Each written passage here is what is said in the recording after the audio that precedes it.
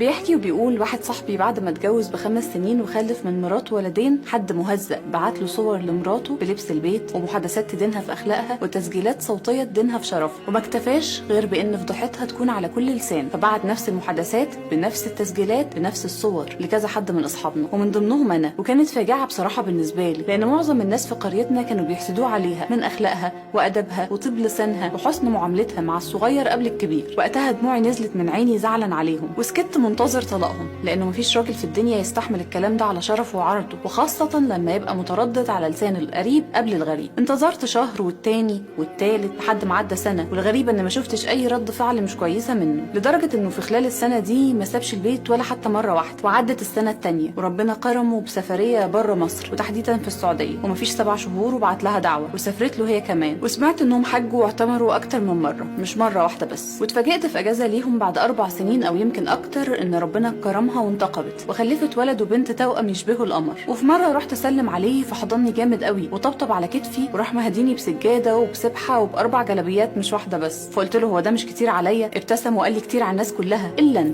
انت الوحيد اللي ما قطعتش في فروتي ولا اتكلمت عني بالسوء ولا جيت سالتني في مره على الصور اياها والتسجيلات ولا حاولت تلمح لي مره بطلاقها. فوشي احمر لاني ما كنتش اعرف اصلا انه يعرف